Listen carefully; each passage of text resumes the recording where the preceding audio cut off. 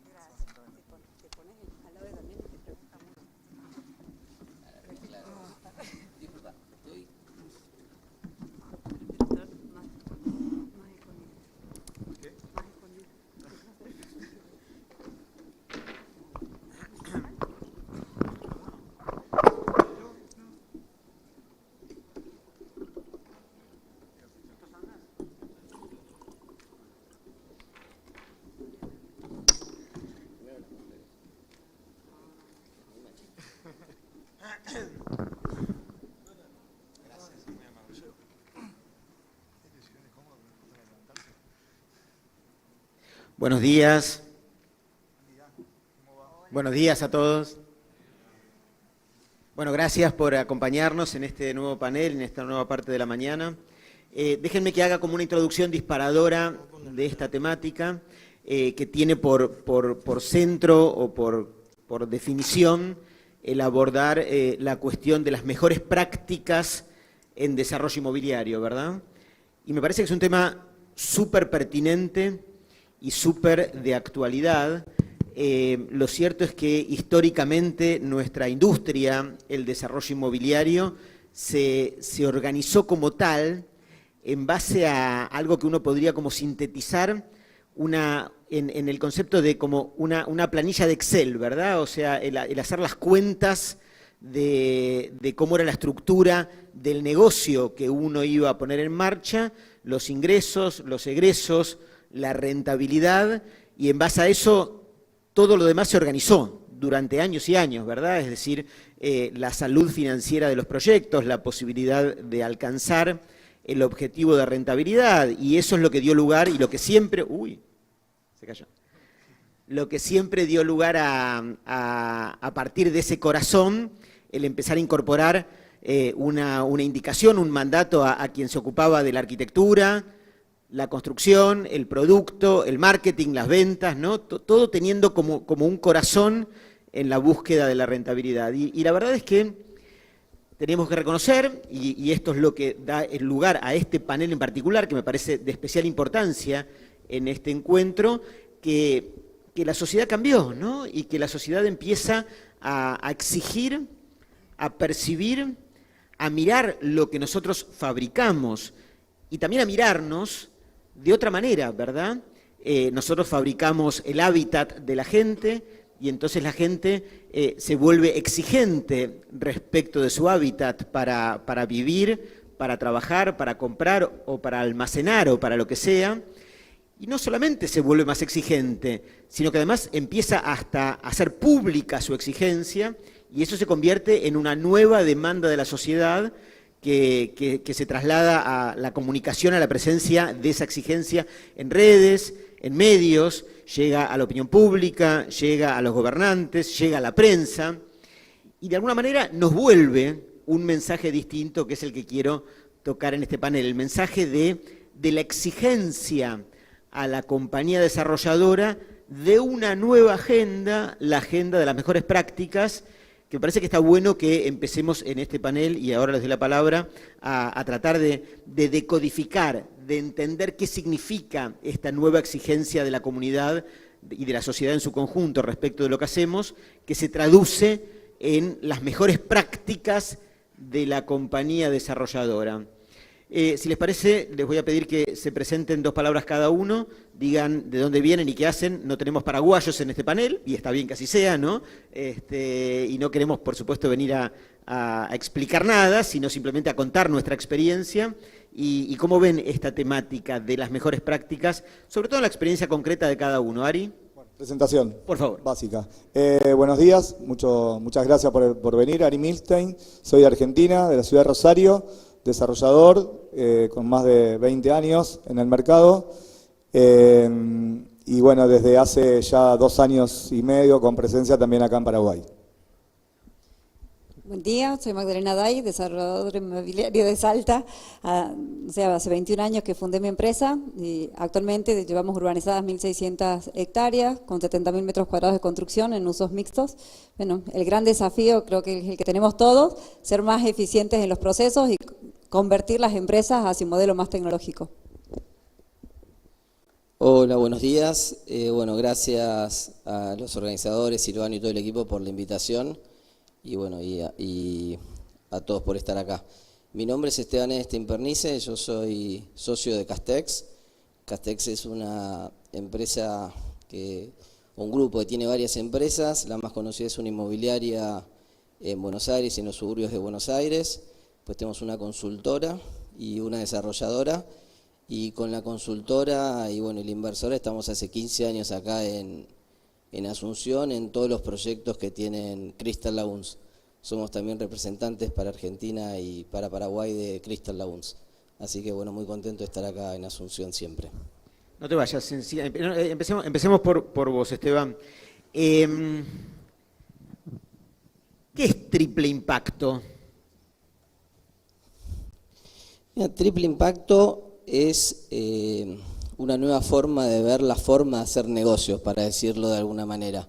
Nosotros estamos acostumbrados cuando hacemos algo a analizar un negocio, como vos decías muy bien con el Excel, y bueno, desde el impacto económico, ¿no? Y la tendencia esta de empresas tipo B es que ahora hay 3 impactos que hay que ver cuando uno analiza un negocio: el impacto económico, el impacto social y el impacto con el medio ambiente. Entonces, una empresa triple impacto o un proyecto triple impacto evalúa cada decisión desde esos 3 puntos de vista. No sé, que te diga un ejemplo, por ejemplo. Por favor. Un ejemplo de una discusión que tuvimos en un proyecto nuevo que estamos haciendo, creo que sirve para ilustrar el punto. Estamos viendo el acceso, algo tan básico como el acceso de los camiones a las obras. Los proyectos nuestros entran, en un proyecto que tenemos ahora, Terralagos, entran más de 2.000 personas por día y se hacen cuellos de botella muy grandes. Entonces, en este nuevo proyecto estamos viendo el lugar de la balanza para medir los camiones, para medir el tamaño del hormigón que entra. Entonces yo le decía al arquitecto, no, esto tiene que ser más ancho para que haya 3 balanzas. Y el arquitecto me decía, no, pero 3 balanzas te cuestan un montón de plata y ningún proyecto tiene 3 balanzas. Y yo decía, bueno, pero la persona, el camionero, no puede estar 3 horas esperando para entrar, para entregar hormigón. Y bueno, si lo evaluamos desde el impacto económico, había que tener una balanza. Si lo evaluamos desde el impacto social, no solo el económico, bueno, tiene lógica las 3 balanzas. No sé si se entiende el punto. Y vos abordás esta temática porque tenés una sensibilidad personal especial y una preocupación individual respecto del tiempo de espera de la gente en los camiones que están entrando, ¿o te parece que es una problemática que va mucho más al corazón de la concepción de los proyectos, los productos y sobre todo de la compañía? Es muy buena pregunta. Nosotros tratamos de pensar como líderes con responsabilidad. Quizás es algo autoimpuesto nuestro, por lo menos es algo de... Nuestra empresa tiene 55 años, participamos más de 150 proyectos de este estilo, y es mi papá, mi hermano, mi hermana, y bueno, y los gerentes es como que nos sentimos con la obligación de ser líderes y de mostrar un camino. No creemos que la gente lo esté pidiendo, sí estamos pensando en el showroom, explicarlo y ver cómo podemos implementar cuestiones para educar a la gente y que la gente lo valore, no sé, un porcentaje en las expensas que vaya a fomentar la educación, pero bueno, la verdad que son ideas, tampoco quiero hacer como que estamos ahí, sino que es una idea. El fideicomiso que estamos haciendo en este proyecto se llama Fideicomiso Triple Impacto, o sea, es una idea que nos comprometemos con el nombre de la sociedad o de la estructura, con lo cual lo queremos hacer, pero no es que hablamos desde la experiencia, hablamos de... Siempre en Castex estamos viendo qué es lo próximo que vamos a hacer, ¿no? ¿Y te suena, en tu entendimiento del ecosistema de nuestra industria, como una iniciativa individual o personal de tu compañía, o lo percibís o lo respirás como una cuestión que se encuentra también en otros colegas, se encuentra en otros ámbitos del mercado inmobiliario, se encuentra como algo replicable y generalizable o individual?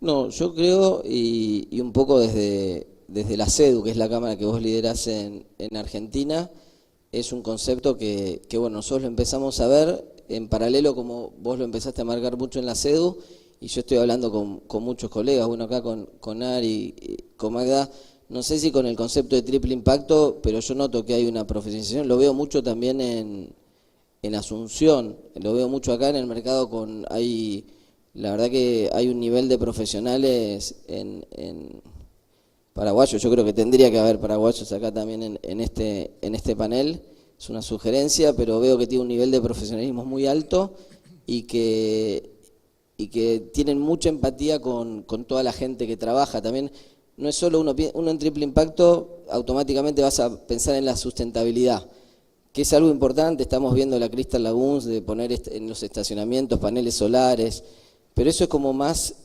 técnico, más tecnológico. A nosotros lo que más nos mueve es la parte social del triple impacto también, que es hay mucho para hacer y son decisiones más conceptuales que económicas muchas veces. Mencionaste un poquito al pasar la definición de empresas B. ¿Qué son empresas B? Empresas B es un label, digamos, un sello que hay una organización que te califica como empresa B si cumplís el triple impacto. Pero nosotros ni siquiera estamos pensando a ir por empresa B, que eso responde a tu otra pregunta si es algo del mercado. No es nuestro objetivo ser calificado como empresa B, es más interno y bueno, al hacerlo público me estoy comprometiendo, me estoy exponiendo para que después la sociedad y los clientes puedan decir, che, vos dijiste esto, ¿dónde lo tenés? ¿No? O sea, al ponerle el nombre a la sociedad, o sea, nos estamos desafiando a nosotros mismos haciendo público el tema. Está muy bien y me parece que es algo que empieza a marcar una diferencia, pero que también empieza a venir o a ser demandado y reclamado por la sociedad en su conjunto. Ari, cuando esto se traslada al nivel del diseño de la compañía, la concepción, la organización de la compañía que se ocupa del desarrollo, ¿cómo te suena, cómo te parece que decanta en ese ámbito? Bueno, a ver, lo charlábamos antes en cuanto a los conceptos de la compañía y el formato de trabajo. Yo creo que primero y principal depende de la cultura de la empresa, ¿no? Y un poco tomando lo que decía Esteban yo creo que la base de la reorganización esta que estamos viviendo tiene que ver con la humanización del trabajo en el real estate y de la cadena que compone el real estate. Por parte de la compañía, vos preguntabas si te va llevando el público, el inversor o el comprador hacia estos conceptos, si la compañía es la que lo va adoptando, y yo creo que es mixto. O sea, por un lado tenés una exigencia mucho mayor y por otro lado desde la empresa, desde adentro, también querés empezar a formar parte de este nuevo ecosistema que tiene que ver con estos criterios de sustentabilidad, pero de lo más profundo de la empresa. Lo hablamos antes en cuanto a los criterios ESG, ¿no? Sociales, sustentables y de gobernanza, que fue uno de los temas que charlamos, y creo que tiene que ver con el concepto de toda la cadena que integra el real estate, desde inversores, proveedores, bueno, gente que trabaja en la empresa y la misma desarrolladora. ¿Qué es ESG? Bueno, es una norma que se aplica a empresas que son, digamos, sustentables en cuanto a lo que es social, a lo que es sustentabilidad a nivel general y gobernanza. Y ahí cuando entramos en el concepto de gobernanza ya es un concepto mucho más amplio, que tiene que ver con la estructura general de la empresa, tiene que ver con el propósito, con los acuerdos internos y externos, y ahí sí empieza a jugar mucho toda la cadena componente del real estate, donde tenés que ser muy claro en varios conceptos, ¿no? ¿Y cómo, Magda, cómo se traslada este nuevo paradigma del que estamos hablando y que de alguna manera están haciendo con la cuestión que me sugeriste en tu presentación respecto de la presencia de todo lo disruptivo de la tecnología en nuestra actividad, la inteligencia artificial y lo que está por venir, que todavía ni conocemos aún? Sí, totalmente. Yo creo que va a romper en muchas industrias, digamos, o sea, criterios que veníamos trabajando. En la nuestra entiendo que muchos estábamos con CRM, con tecnología, o sea, en la parte comercial, en obras con BIM, pero no había nada integrado. Para mí tenemos que pensar como empresas tecnológicas que vamos a fabricar real estate. Yo creo que cada vez se genera más, o sea, donde inversores de otras partes del mundo invierten en nuestros proyectos y ya no hay un límite geográfico, con lo cual tiene que ser de punta a punta todo el trayecto desde el punto de vista comercial y también de ejecución de obra 100% transparente y planificado. Eso también creo que nos evita imprevistos, o sea, cuando uno también trabaja con sistemas donde se carga desde el día 1, o sea, el 100% de los proyectos ejecutivos y vamos a lo largo que va transcurriendo, se van viendo los desvíos con anticipación, eso también da mucho más previsibilidad al inversor, que creo que hacia eso vamos a modelos más eficientes, donde cada uno desde su lugar lo que busca es una rentabilidad de punta a punta del proyecto, y puede ser en Paraguay, en Uruguay, en Chile, en Argentina o en España. O sea, yo creo que hoy el inversor es bastante global y tiene un montón de alternativas para acceder. Y desde Salta, que no es Buenos Aires, es como una provincia del norte de la Argentina, recorriste y tenés una experiencia concreta de poner un proyecto en el mercado abierto a inversores de distintos lugares del planeta. ¿Y cómo fue en la práctica y en la vida real? Bueno, yo cuando hice el Study Tour con vos, Damián, te acordás que estuve en España y la verdad que dije, cuando sea grande, más grande, quiero estar en Costa del Sol, así que cuando tuve la posibilidad de trabajar con un fondo español que es Rental, realmente, por más que no estaban las condiciones en el país del todo dadas, hicimos un esfuerzo tremendo, primero porque te piden securitizar y asegurar de que esa inversión que está entrando en el país, pase lo que pase, sale de la Argentina, que eso no era menor, ustedes no lo tienen, para nosotros realmente era un impedimento grande. Bueno, y así empezamos a trabajar, este ya es el segundo proyecto que estructuramos con ellos, y a ver, se capitaliza igual de rápido de lo que puede ser inversores que me siguen hace 20 años en mi provincia, ¿no? O sea, en eso, porque tiene que ver con el rendimiento, y un fondo de afuera te exige un 15% de punta a punta del proyecto. Uno de los últimos proyectos que hicimos, el inversor se llevó el 80%, digamos, o sea, porque el inversor argentino invierte con mucho riesgo, entra en dólares, sube el CAC, digamos, bueno, no sé si están al tanto, seguramente muchos de ustedes son argentinos, pero de los que están escuchando, o sea, nosotros la inflación se nos impacta con un índice de actualización, y en los últimos 2 años que pasaron fue mucho más alto de lo que se había movido el dólar. Entonces, es como entrar a trabajar en un proyecto con esa incertidumbre de cómo se va disparando ambos indicadores. Es difícil, y trabajar con fondos internacionales se hacía bastante complejo. Esperemos que ahora más tengamos más estabilidad, y bueno, acá la verdad que cuando hablaba con Ari me contaba de que el costo de construcción les dijeron $700 y que después no hubo modificación durante la obra, es como impensado para nosotros, ¿no? O sea, ojalá, están en Disney. Pero básicamente, para profundizar en esto, lo que armaste fue una alianza con esta compañía española, ¿verdad? Que se llama Rental. Ellos hacen tokenización de activos, de hecho tienen un sistema. Una compañía importante en España. Sí, sí. Y contanos un poquito mejor, entonces, ¿es Rental y hacen? Rental, ellos lo que se dedican es a la tokenización de activos, y el sistema que me parece de ellos también súper interesante, que más allá de vender un activo tokenizado en pequeños tickets, o sea, lo que ellos hacen es como un sistema de securitización sobre ese token. Entonces, o sea, tienen rendimientos financieros con sus inversores sobre la inversión que hizo el inversor. O sea, es bastante complejo, pero me parece que tiene una dinámica que va a permitir que esa cartera crezca exponencialmente contra otros proyectos de tokenización que me ofrecen y con los cuales también trabajo, ¿no? Y tiene presencia bastante global, ¿verdad? Son españoles, Sí, pero digo sí, Salta, sí. pero bastante global. De hecho, el primer proyecto en Argentina fue en Salta, trabajan muy fuerte con proyectos en España, en México, en Paraguay creo que también estuvieron, y que no sé con qué desarrollador firmaron una alianza, pero sé que tuvieron 1 o 2 proyectos que subieron el año pasado. Interesante. Esteban, volvamos a Asunción, Paraguay, un mercado que conoces, y en el que efectivamente has hecho varios proyectos. ¿Cómo ves a las compañías de desarrollo inmobiliario paraguayas, las locales con las que convivís cotidianamente, respecto de estas cuestiones de la incorporación de mejores prácticas? Mencionaste y sugeriste un poco al pasar que las ves en un camino fuerte de profesionalización, pero a ver si podemos hacer un poco más de foco en tu visión crítica de cómo están trabajando y hacia dónde va la industria localmente. Yo, en general, no conozco en particular la interna, pero en general toda la gente que voy conociendo lo veo muy focalizado en la profesionalización. No, creo que las comparativas son malas porque son producto de las circunstancias, ¿no? Pero creo que en Argentina estamos mucho más siempre pensando en sobrevivir, en entender los cambios, en ver qué pasa. Y la estabilidad te permite buscar otras cosas y siempre los veo muy focalizados en mejorar. O sea, cada año veo que los proyectos mejoran y todo está creciendo. Y se ve en la calle, viniendo del aeropuerto para acá. O sea, creo que está en el camino correcto.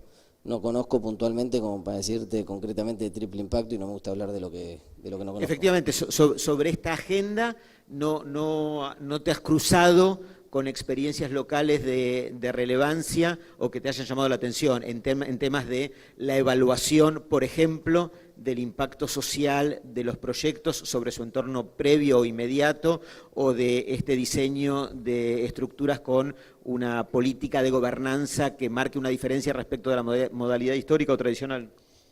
Mira, me hiciste pensar algo, y concepto de triple impacto es un concepto, es un nombre nuevo a algo que yo creo que está en la esencia de las personas. Entonces es como una forma bonita de decirlo y que al decirlo te ayuda a pensar de esa manera. Pero yo creo que ya está intrínseco en la forma de operar de las empresas. Ahora quizás le estamos poniendo un nombre y eso nos hace potenciarlo más y ponerlo en la mesa de las decisiones. Te hace quizás virar un poquito hacia decisiones como esta que comentaba como ejemplo de la balanza, ¿no? Pero sí, creo que existe, quizás no con ese nombre, y que es algo que tiene que ver con el crecimiento de la economía.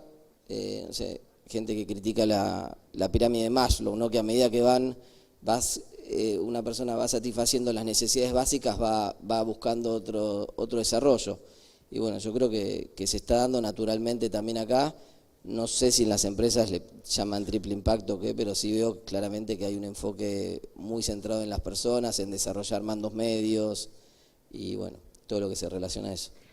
Lo que pasa es que simultáneamente, haciendo una lectura más como global de esta misma cuestión, también es cierto que en los últimos años hubo un avance, sobre todo en el mundo desarrollado, muy pronunciado en ese sentido, que apenas si tuvo algunas experiencias en Latinoamérica y en algunos países, y casi puntualmente, y en muchos hasta pasó desapercibido, pero en el mundo desarrollado, que tenemos la oportunidad de visitar con mucha frecuencia, y varios de ustedes nos han acompañado varias veces, Magda me acuerdo, por supuesto, en los últimos años se veía un avance muy fuerte de estas tendencias, en particular en Europa, pero aún también así en Estados Unidos alguna cosa, no tan fuerte como en Europa, y más recientemente hay como un cuestionamiento a estas cuestiones de la mano del presidente americano, que ha generado una agenda de descreimiento fuerte respecto de varias de estas problemáticas del cuidado del medio ambiente, la sustentabilidad, ni hablar de los temas de gobernanza, etcétera, etcétera, y replica eso, por supuesto, también en Argentina, con un perfil muy alto y muy grandilocuente de nuestro propio presidente, ¿no? Que de alguna manera pone en cuestionamiento o por lo menos pregunta si sigue siendo igual de vigente esta cuestión que como lo fue años atrás. ¿Cómo lo ves, Esteban? ¿Lo ves como que más allá de los embates de Donald Trump o de Milei respecto de cuestionarse si eso está presente o no, lo ves como algo con capacidad de resistir porque de verdad está en la esencia de la cuestión, o lo ves más sujeto a los vaivenes de la política y de la coyuntura? Me parece buenísima la pregunta, me estás haciendo pensar mucho y te lo voy a dar con un ejemplo. Yo creo que para nuestro proyecto no cambia porque es un tema de convicción y es un tema para el tema social no tiene nada que ver, y es un tema familiar y cultural de la empresa. Que si bien no se llama triple impacto, siempre tuvimos esa relación y esa inquietud, ahora más todavía porque se hizo más visible y nos hizo pensar mucho y darnos cuenta de cosas como esto de que la gente esperaba mucho y ahora nos molesta. Antes quizás ni nos dábamos cuenta, ¿no? Déjame que haga un punto ahí, no quería interrumpirte, digo, pero déjame que haga un punto ahí, ¿no? Yo admito, entiendo y se comprende perfectamente que te moleste, ¿no? Y es lógico que así sea, que te moleste. Pero me parece que en alguna medida esta cuestión termina de imponerse en nuestra industria, no solo porque nos molesta, y está bien que nos moleste, sino porque además la propia molestia hoy en día se traslada en una demanda que la sociedad puede reflejar públicamente y nos termina jugando en contra, digo, ¿no? Entonces hay una cuestión de sensibilidad individual, que está perfecto que así sea, pero también hay como una cuestión previsora y defensiva de hacerlo porque de lo contrario, la queja en un segundo se traslada a redes, no solamente porque espera el camionero, sino también porque, no solamente porque espera el camionero y lo sube a Twitter en un minuto, no se llama Twitter, ¿no? Pero no importa, lo sube a las redes. Nadie se acostumbra igual, ¿viste? Exacto, ex-Twitter. Exacto, pero no solo el camionero, sino también si vos atentás contra el medio ambiente, si en Nordelta, que conocés bien, le pegás una patada a un, ¿cómo se llama el bicho este que está en Nordelta? El carpincho, ¿verdad? Nos pasó el otro día la esposa de un futbolista de la selección argentina publicando contra que se le murió un carpincho en la puerta de la casa. Exactamente, el carpincho, o si cuando vas a construir un edificio, y en Salta seguramente pasa un montón, en un terreno donde hay un edificio que es patrimonio histórico, que durante años a la noche, sin que nadie lo viera, vos no, por supuesto, pero conocerás a alguno que lo hacía demoler, y a la mañana siguiente, aún que fuera patrimonio histórico, ya no estaba más y no era un problema, y hoy haciendo eso no solo es ilegal, y está mal hacerlo porque es ilegal, sino también porque pasa alguno con una máquina de fotos y no construye nunca más nada, si efectivamente te descubren haciendo algo. Digo, me pregunto si esta cuestión no tiene que ver también con lo defensivo, aparte de la sensibilidad individual, ¿no? Te contesto esto primero y después lo otro. Mira, justo lo mencionás, estuve hace un par de semanas viendo en Google las estrellitas de Terralagos, ¿no?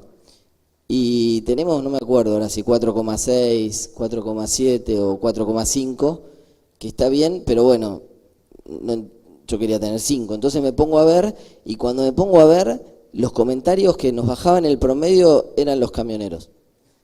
O sea, la gente, los clientes están, los propietarios, los visitantes, todos 5, 5, 5, y véanlo porque es impresionante. Y los camioneros son, o sea, validando esto que está diciendo, lo vi en concreto y hablé obviamente con la administración, digo, bueno, busquemos otro sistema, no sé, estamos buscando de la vuelta. Y con respecto al otro que me decías de Trump, Milei, decía, la parte social es lo mismo y la parte de sustentabilidad depende de la tecnología del costo de la tecnología, cómo esta gente va a influir la tecnología, pero a nivel personal me hizo cambiar una decisión. Yo me estaba por comprar un auto eléctrico y no me lo voy a comprar, porque tengo miedo que después no consiga repuesto, que la tendencia vaya para otro lado, y a nivel personal sí, a nivel proyecto todavía no me influye. Ari, ¿cómo lo ves en Rosario? ¿Cómo lo ves en el mercado donde tenés más familiaridad con el día a día, esta misma problemática, digamos? No, bueno, a ver, en parte lo que hablábamos antes es convicción propia de la empresa, ¿no? Pero también te tengo que dar la razón que mucho tiene que ver con la defensiva, no solamente en Rosario, primero el manejo con el entorno. Yo creo que hoy somos mucho más conscientes, lo escuchaba a él decir, estoy mirando las estrellitas, yo entro todos los días a mirar las estrellitas, porque uno quiere saber, primero que creo que uno de los conceptos que mejor tenemos que manejar y controlar es la reputación, ¿no? Porque nuestro nombre y la confianza en el mercado es primordial. Entonces también entramos y miramos la estrellita. Y me pasó un caso parecido de vecinos que decían que no se respetaban los horarios de descanso, bueno. Entonces yo creo que sí, que tiene que ver primero con convicción propia, pero también tiene que ver con exigencias. Y hablando de eso, ayer contaba también que me pasó algo muy parecido acá en Asunción con la salida del proyecto que estábamos haciendo en Laureles, donde la primera reacción de los vecinos fue poner un pasacalles, fuera desarrolladores de Laureles. Bueno, nos asustamos, obviamente. Un pasacalle que no te halagaba. No nos halagaba ni nos recibía bien para nada, en absoluto. Y digo, fue un caso que lo tomo siempre como ejemplo porque que tiene que ver con esto de trabajar con el entorno. Fuimos, hicimos una consulta a nivel municipalidad, además el proyecto está frente a una plaza, la Plaza Boquerón. Nos propusieron apadrinar la plaza, ponerla en valor, hicimos un acuerdo con la gente del colegio de la zona y la vecinal, pusimos en valor la plaza, los chicos de la escuela trabajaron en mosaicismo, quedó hermosa, cambió totalmente la visión del vecino hacia el desarrollo. El día de la primera palada nos vinieron a visitar, nos felicitaron, nos regalaron un cuadro para poner en el palier de ingreso del edificio. O sea, y eso tiene que ver con que hoy tenemos que pensar en todo ese entorno y en toda esa cadena de valor que hablamos antes. A mí me suena un lindísimo ejemplo, ¿no? Y una experiencia local, menor si querés, o sea, un pequeño proyecto frente a una plaza que de repente recibe este dato, esta circunstancia adversa, el pasacalle, para un rosarino procurando desembarcar, invadir la plaza El Boquerón y no bienvenido por el mercado local. Y me parece que el punto clave ahí es que hasta ahora la modalidad nuestra de trabajo respecto de esta cuestión, que todo está bajo el paraguas de mejores prácticas, era lo que te pasó a vos. Apareció el pasacalle y alguien te propuso, tal como dijiste, nos propusieron intervenir sobre la plaza, entre otras cosas, por supuesto, para que la plaza que está enfrente a tu proyecto quede más linda y adicionalmente para reconstruir la reputación y una mejor relación con el entorno. Me parece que donde está el cambio, y esto me parece que es de alguna forma un poco la moraleja que quiero traer respecto de todo lo que estamos planteando en este panel, es que el cambio pasa o sucede, el clic sucede, no cuando te proponen, ¿no? Sino cuando esto sucede, ocurre, ¿no? Se desencadena un paso antes, ¿no? Cuando vas a comprar el terreno y vos proponés la intervención sobre la plaza, no a consecuencia de la preocupación por las estrellitas, del pasacalle y de alguno que te propuso, sino esta cuestión como anticipatoria respecto de este tema que efectivamente es la agenda de las mejores prácticas. ¿Cómo lo ves en Salta, Magda? Bueno, un poco creo de que todos tenemos los desafíos gigantes, lo que tiene que ver con la aceptación de los proyectos inmobiliarios en zona donde uno es pionero. No sé, tuve un caso hace unos años donde fui tapa de diario 2 semanas seguidas, muy fuerte. Nosotros estábamos haciendo un desarrollo para la Congregación de los Curas Azules, que dependían del Vaticano, o sea, estuvimos años con esas aprobaciones, de hecho cambió el Papa, tuvimos que volver a empezar.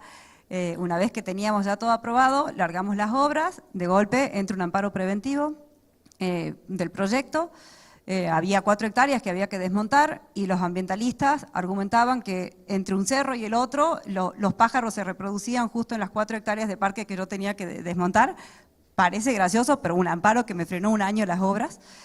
Cuando fuimos a la audiencia, o sea que nos llamó el juez, fuimos a una audiencia más que conciliación, era el inicio del juicio, digamos, para levantar el amparo. No sé, el juez me terminó echando de la sala, pero porque realmente, o sea, en un momento pedí la palabra y le dije, a ver, o sea, todo bien, no sé, yo entiendo los criterios lógicos del desarrollo porque esta tierra estaba un poco más alta de unas manzanas de los vecinos que estaban aguas abajo.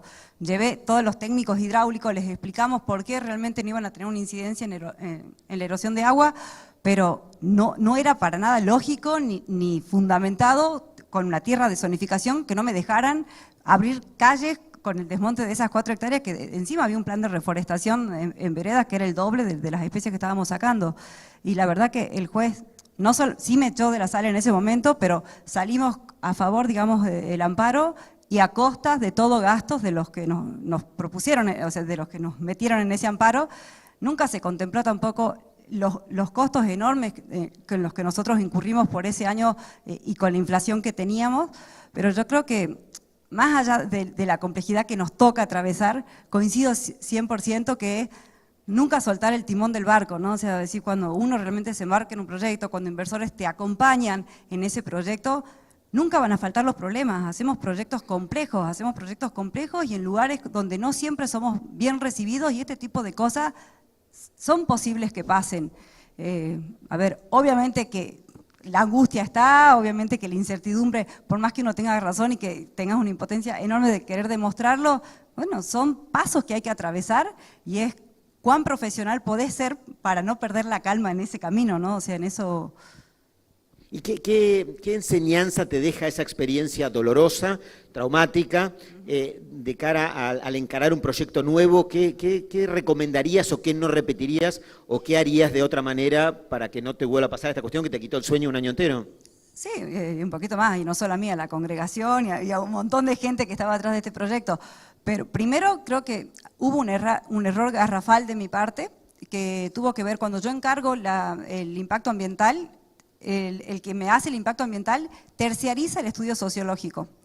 De hecho, los curas azures son como los fundadores de ese municipio y todo ese lugar donde yo estaba interviniendo tenía como un valor social muy fuerte. O sea, que si realmente, si hubiera tomado a conciencia la encuesta social y hubiera intervenido un sociólogo, donde hubiéramos tenido el acompañamiento de cómo desembarcar en esa nueva comunidad, eso no pasaba. O sea, y eso coincido 100%, que a veces nosotros creemos que es como una parte más del proceso aprobatorio de los proyectos, y no es una parte más, es la parte. O sea, así que la verdad que... Bueno, ¿querés hablar un poco? No. Yo quería agregar que esto que hablamos, que la gente quizás no lo pide tanto, es algo que está empezando a crecer, ¿no? Porque se empieza a conocer. Y creo que en el tiempo va a ser más demandado esta conceptualización de la sustentabilidad, lo social, triple impacto. O sea, las generaciones más nuevas, los próximos compradores lo van a tener mucho más presente al momento de tomar una decisión, me parece. ¿Escuchaste, conociste, recorriste adversidades parecidas en tu experiencia profesional a la que menciona Magda? Sí, seguramente. Sí. Temas quizás no tan graves, pero malestares seguro, así pasó una tontería que en la pandemia, como la gente estaba enojada porque no podía salir a las calles, juntaron firmas que decía que querían salir a las calles y le metieron ahí una línea que nos habíamos usado la plata del fondo de reserva para hacer un clubhouse. Y todos los meses recibían la expensa mensual donde decía toda la plata que estaba, que era una fortuna de los fondos de reserva, y estaban en los mails. Y bueno, eso llegó a los diarios, ¿viste? Y en la medio de la pandemia no podías ir a matar a nadie. No, porque aparte al día de hoy, todo lo que estás contando como mecanismos de comunicación son de la edad de piedra, o sea, sí. desde juntar firmas hasta los diarios, ¿no? Porque hoy la realidad es que ojalá uno pudiera encapsularlo y tenerlo acotado a las firmas físicas que en realidad no tienen ningún impacto en la comunicación y en la reputación, o en los diarios, que tampoco es por donde se comunica la gente. Pero si esto desborda en las redes, te puede fundir. Sí, pero una cosa totalmente descabellada, que pidieron una auditoría, obvio, venite, era un problema cuándo lo podían hacer, y fueron con el PIN del banco, entraron, estaba toda la plata y estaba toda la historia, que la plata siempre estuvo ahí, y dice, ¿por qué dicen esto? No sé, ustedes lo firmaron, ¿viste? Decir, tan ridículo como la comunicación va para cualquier lado, y es, hablando de mejores prácticas, el tema de la comunicación en una comunidad es sumamente importante. Y bueno, y es un desafío también que estamos viendo para todo lo que viene, ¿no? Ari. No, yo te quería agregar que también el tema de la sustentabilidad va de la mano muy relacionado con la política pública. A nosotros nos pasó un caso particular en Rosario, donde hicimos un edificio de oficinas corporativas, planteamos una terraza verde, 600 metros verde, con riego por goteo y demás, y estuvimos un año y pico para la aprobación de la terraza. Obviamente no tenés ningún beneficio impositivo, no es entendible, incluso queríamos hacer muros verdes de separación en medianera, no nos permitían. Entonces creo que acompañado a las mejores prácticas nuestras, ¿no? y la orientación hacia la sustentabilidad y mejorar eso, que también viene de la mano, lo hablábamos antes, del cambio generacional. En mi caso también tengo mis dos hijos trabajando en la empresa donde ellos ya están viendo la sustentabilidad desde otro punto de vista y desde el inicio y demás, que para nosotros todavía es algo que vamos incorporando, pero me parece que también es muy importante, más allá de lo privado, el acompañamiento de la política pública en este sentido. Sí, que no es fácil, ¿no? Porque el político tiene una agenda propia y muchas veces está en línea con lo que queremos y en muchísimos casos no, ¿verdad? Sí, lo que pasa es que yo creo que es importante empezar a interactuar mucho más entre lo público y lo privado. Y hay muchos ejemplos que son muy buenos ejemplos. De hecho, en nuestra ciudad hubo una política pública-privada muy importante donde con cada desarrollo se mejoraron espacios comunes de la ciudad, se hicieron obras complementarias y demás. Entonces creo que hay que interrelacionarse mucho más entre lo público y privado y haciéndole, bueno, lo hablamos con Andrea también, haciéndole entender a lo público que esto no es una cuestión de marketing, que yo lo digo también, lo comparo a veces cuando, che, certifiqué normas ISO, pero ¿certificaste para tener proceso o certificaste para mostrarlo? La idea no es ser sustentable para mostrarlo, sino ser sustentable realmente en lo que hacemos. Claro, hablando de esto, Magda, hiciste también un recorrido interesante con la certificación WELL, ¿verdad? Que la trajiste a Argentina y que hiciste como acciones importantes de difusión. Contanos 2 palabras de este tema. Bueno, vuelvo cuando fuimos a España, o sea, las 5 promotoras más grandes que visitábamos, los primeros 15 minutos de las presentaciones del proyecto, hablaban de qué categoría de certificación WELL tenían. Y la verdad que al quinto que le preguntamos, o sea, fue como la respuesta común, nuestras presentaciones se hacen para los fondos y hoy los fondos importantes no invierten en empresas ni proyectos inmobiliarios que no tengan certificación WELL. ¿Y qué es la certificación WELL? Les dijimos. Y dijeron, mide el bienestar real de la persona. Y eso es lo que cuando por ahí hablamos de sustentabilidad y uno dice, bueno, pero por ahí es más tecnológico, no es tecnológico, ¿qué es sustentabilidad? Que algo se mantenga en el tiempo y que eso que se mantiene haga bien. O sea, para mí eso, desde todo lo social, económico o cultural, tiene que ver con eso. La certificación WELL mira cómo esa persona es afectada por el entorno. Estamos en un edificio donde hay un determinado tipo de luz, donde no tiene ventilación cruzada y donde tenemos ventilación artificial. Bueno, nos está haciendo mal a todos. O sea, yo creo que el día de mañana todos los edificios que se hagan va a ser crucial. Primero, el tema de luz natural y ventilación natural, el tema del doble filtro de aire, cada vez se generan más enfermedades, o sea, desde tipos de gripe raras a lo que sea, de que cuando compartimos ambientes cerrados atentan contra nuestra salud. Bueno, todos esos parámetros son los que se califican y los que podés o no tener una certificación WELL dentro de tu proyecto. Bueno, para ir cerrando, nos quedan unos pocos minutos. Quería hacer como un redondeo general de varios de los conceptos que tratamos o que se repasaron en este panel.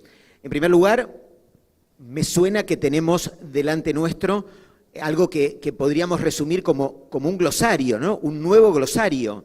Se mencionaron varias siglas y varias palabras que para la mayoría de la industria del desarrollo inmobiliario son desconocidas. Se habló de triple impacto varias veces, se mencionó la sigla ESG, que en realidad es en inglés, ISG, la E del I o E es environment, que es medio ambiente, la S es social y la G es gobernanza. Se habló de gobernanza, se habló de empresas B, ¿no? O sea, y se habló de certificación WELL, se habló de certificaciones, se habló de un nuevo diccionario de nuestra industria. Y ese diccionario es el corazón de esta temática de mejores prácticas. Y esa temática de mejores prácticas es el emergente de una nueva manera de plantear y concebir los proyectos inmobiliarios y también las compañías, y sobre todo las compañías que llevan adelante y que tienen la responsabilidad de hacer los proyectos inmobiliarios, en primer lugar, como se dijo al principio, de la mano de lo que la compañía cree que debe hacer para hacer las cosas mejor. Pero en segundo lugar, y casi imponiéndose a eso mismo, y casi por encima de eso mismo, y casi dándole sustento a eso mismo, una sociedad que ha cambiado. Una sociedad no solamente que tiene demandas o exigencias nuevas, sino que al mismo tiempo es una sociedad, como todos lo sabemos, mis hijos, los hijos nuestros, las nuevas generaciones que vienen y están llamadas a reemplazarnos, que se sienten y que se perciben a sí mismas como empoderadas a exigirnos, a imponernos esa nueva agenda, porque saben que tienen desde el teléfono, desde las redes, la capacidad de hacernos mucho daño si no somos sensibles con esta misma cuestión. Nuestra actividad, el desarrollo inmobiliario, uno cree, uno siente, históricamente hemos pensado, históricamente la hemos imaginado o diseñado como una actividad que se construye a partir de la planilla de Excel, como decíamos al principio, de la construcción de rentabilidad. Y es verdad que eso funciona de esta manera, y sin eso, por supuesto, nos vamos a fundir y el negocio no tiene sentido, y es la clave de la cuestión. Pero esto viene de la mano de lo que Ari dijo un poco al pasar, y es que solamente eso es posible, solamente es posible construir un proyecto, un emprendimiento, un negocio que sea rentable, si se edifica a partir de la construcción del edificio como tal, pero si eso está a su vez sostenido por la construcción de nuestra propia reputación. Y la propia reputación es la que podemos hacer haciendo las cosas bien, pero a partir de la que edificamos de la mano de la construcción de lo que llamamos reputación en el mundo virtual, en el mundo de las redes, en el mundo de cómo somos percibidos. Un mundo en el cual la herramienta que cada uno tiene por construir reputación, por sumar a nuestro favor, pero también por trabajar en el sentido contrario, es tremendo. Y en ese mundo, en ese ecosistema, el ser conscientes de este nuevo glosario, ISG, ESG, triple impacto, empresas B, etcétera, etcétera, es clave. Es clave porque estar desatentos, no ser previsores respecto de este tema, no tomar cartas en el asunto respecto de estas cuestiones, hace que Magdalena haya tenido que estar un par de años sufriendo el embate de la opinión pública, la justicia, los curos azules, o no sé cómo se llamaban, ¿no? O lo que fuera, Ari tratando de ver cómo bajar en la noche los pasacalles en donde se reflejaban que nada lo querían, y que finalmente la acción o la tarea no pasaba por cortar pasacalles, porque lo ponían de vuelta, ¿verdad? Es decir, hay que ser conscientes que la sociedad ha cambiado, que la sociedad se ha empoderado y que trabajar muy proactivamente y muy profesionalmente y muy anticipatoriamente, no sé cómo decir respecto a esta cuestión, es al día de hoy una de las claves de la supervivencia. Es verdad lo que dijo Magda, cuando fuimos a España, cuando vamos al país a visitar desarrolladores inmobiliarios en el mundo desarrollado, muchas veces las desarrolladoras de lo primero que hablan cuando muestran sus proyectos, y digo muchas veces, por no decir siempre, de lo primero que hablan cuando nos muestran sus proyectos es de esto, es de esta temática. Y uno dice, ¿pero cómo? Debe ser que los nuevos desarrolladores inmobiliarios en el mundo desarrollado han nacido más sensibles con la opinión pública y con el medio ambiente y con el patrimonio histórico y con lo que fuera, ¿son hoy de verdad más sensibles o es la única forma de hacerlo frente al embate y la tenacidad y la agresividad con la que puede venir este embate si uno no lo hace anticipatoria y profesionalmente con anticipación? Es clave que entendamos esto que está cambiando. No sé cuánto está presente en Paraguay, no tengo idea cuánto esto es importante o angustiante para ustedes en Asunción. Si lo es mucho, estamos diciendo una cosa que ya está presente. Si no lo es tanto, estoy seguro que va a ocurrir a la vuelta de la esquina. Seamos conscientes de eso. Esta nueva agenda, esta nueva temática de mejores prácticas y este nuevo glosario, todos hoy por hoy tenemos que conocerlos. Es básico para nuestra propia supervivencia. Es importante que nos vayamos de este panel y en buena medida de este congreso sabiendo que estas siglas existen, buscándolas, ya no diría en Google, sino en ChatGPT y empezando a conocerlas en profundidad. Muchas gracias. Muchísimas gracias por este panel. Continuamos con la siguiente charla.